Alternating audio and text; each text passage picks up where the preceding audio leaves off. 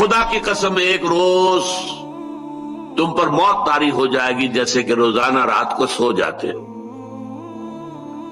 ثم لتبعثن کما تستيقظون، پھر تمہیں اٹھا لیا جائے گا ایک دن جیسے کہ روزانہ صبح کو بیدار ہو جاتے ہو.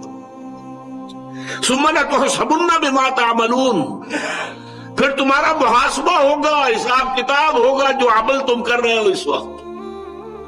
ثم لتجزون بالاحسان احسانا وبالسوء سوءا، پھر لازماً بدلہ مل کر رہے گا، بھلائی کا بھلا برائی کا برا.